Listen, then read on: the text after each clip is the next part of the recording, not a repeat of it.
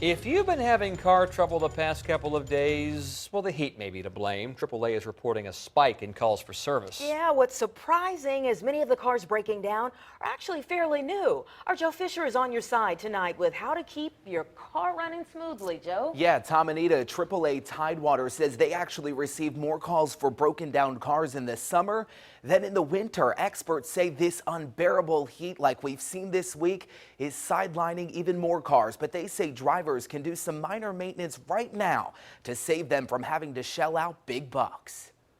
A ride down busy I-264 East Monday night did not go as planned for Jennifer Grape. All of a sudden I'm stopped and I see this like smoke or steam coming out from my car.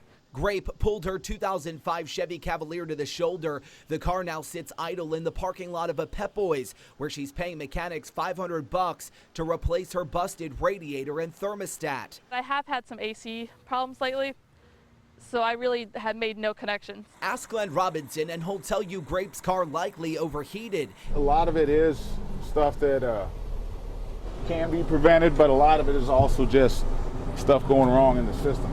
Robinson says it's important to regularly get an oil change and to keep your car's cooling system at peak performance. Just because there's enough antifreeze in your vehicle doesn't mean the antifreeze is still good. You always want to change it every couple of years, get the system flushed out. Robinson says the heat also causes car batteries to deteriorate quicker. In fact, AAA says newer cars are at a higher risk. That's because added technology in vehicles is using up more battery power. Robinson says drivers should be careful if their corroded batteries give off a rotten egg smell.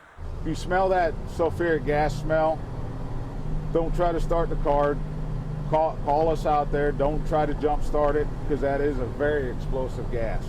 Grape says her check engine light came on minutes before her car broke down. A little too late for her, but maybe not for you. If you have issues with your AC during this time of year, I say just go get it checked out because it might turn into something more serious down the road. And Robinson says to have a spare tire and to check your tire pressure at least once a month, and to always keep an emergency kit, including a flashlight, food, water, and jumper cables in the trunk of your car. He says it's also good to have a cell phone in case you have to make any emergency calls. I'm Joe Fisher, 10 on your side.